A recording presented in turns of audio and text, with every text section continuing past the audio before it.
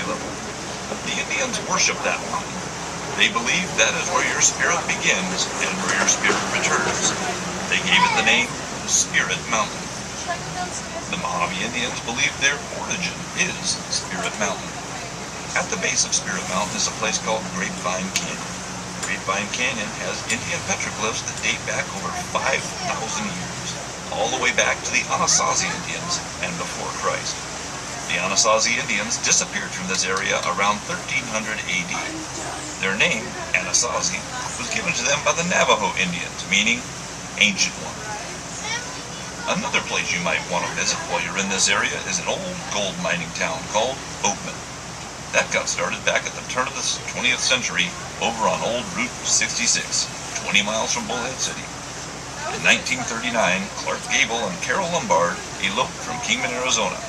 They spent their honeymoon at the Oakman Hotel in Oakman, Arizona. They've kept that room about how it was back then. They have wild burros that roam the streets during the daytime. They come into town looking for a free handout. They have all kinds of shops in them: antiques, jewelry, gold, Indian arts and crafts, and Route 66 memorabilia. Take Highway 95 south about 12 to 13 miles south of Bullhead City, and it will bring you to the turnoff for Oakman, an old Route 66. Well, ladies and gentlemen, now it's time for the rest of the Laughlin story. In 1983, Circus came to Laughlin. They were the first large corporation to move into this area. They bought the Edgewater and a small casino called the Colorado Bell. It originally opened in 1980 next to the Regency, about where the Edgewater Tower is located today. They bought all the property up south of the Edgewater except for the one small piece of land. A little old lady by the name of Mrs. Lafferty owned a little trailer just south of the Edgewater where you see those trees up there in the corner of this end. They offered Mrs. Lafferty $250,000 for her trailer and her piece of land, but she refused. They offered her $500,000, and she refused. They offered her $1 million tax-free. They got her to raise an eyebrow, but couldn't talk her into selling. She told them she was happy right where she was and didn't have anywhere to go. So they went ahead and tore the old Colorado Bell down and started construction going right around it. This gave her just enough room to drive her car down to get to her trailer. The opening between the Edgewater and the Colorado Bell was Mrs. Lafferty's easement, but they didn't let Mrs. Lafferty have quite that much room when she was using it. Finally, they went to Mrs. Lafferty and offered her $2.5 million tax-free and a suite in the Edgewater with full services, which included a wet bar and limousine service for the rest of her life. But that wasn't all. They built her a boat dock down by the river so she could come down and go fishing. When they built that 26-story tower, they built Mrs. Lafferty a 10-room suite at the very top. And if you look at the top of that tower on this side, you can see the balcony they built for her so she could come outside and get some fresh air and watch the morning sunrise. They completed this tower in February of 1991. There are some that believe this is where the story should end, but unfortunately, 1 week before Mrs. Lafferty was to move into her new penthouse, she passed away. She was on her way back from a European tour when she had a stroke. But she has been around the world twice at the expense of the circus. They named a street after her in front of the Edgewater, and they call it Lafferty Lane. It goes from the front of the Edgewater over to the front of the Colorado Bell. Her suite, it went back to the Edgewater. They use it today as conference rooms and apartments for VIPs. Mrs. Lafferty's inheritance money went to her children. She had 2 girls and a boy. But Mrs. Lafferty's story will live on, because every tour boat out here on this river tells the story every day about the lady that stuck it out to the very end. And now you know the rest of the story. Don Laughlin's name was bestowed on Laughlin, Nevada in 1968.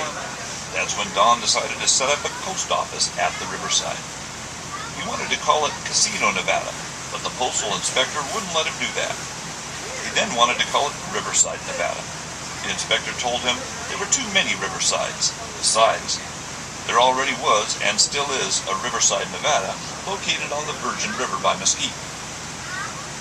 The inspector suggested he call it Laughlin. Don asked him why. The inspector told him that he thought it was a good Irish name. The inspector's name just happened to be O'Neill. In 1976, the small town of South Point, Nevada, population of 82 people, all got together and decided to change their name to Laughlin, Nevada, which became the Laughlin residential area. Today, there are over 9,000 people who call the condominiums and houses of Laughlin home.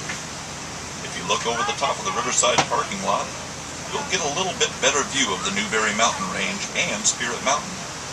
To get up to Grapevine Canyon, take Highway 163 towards Las Vegas, and before you get to the top of the pass, you'll come to a turn that says Christmas Tree Pass.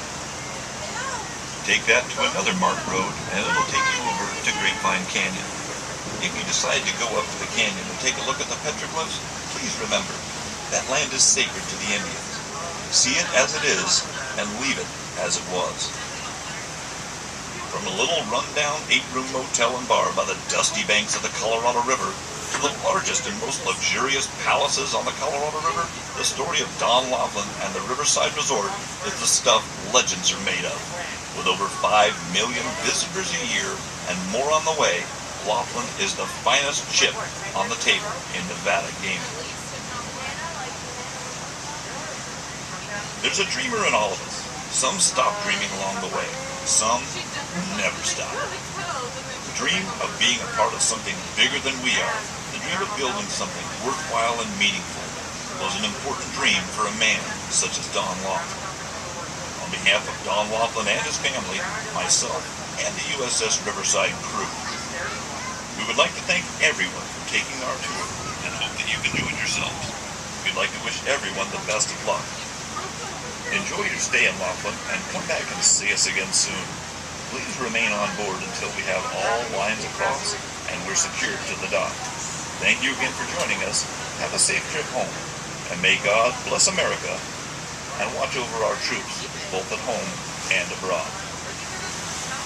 I will keep it forever.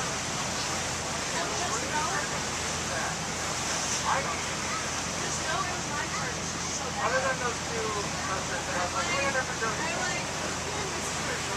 I don't know the reason they put a fire. Yeah, I was just gonna say, yeah. We got a fire over there.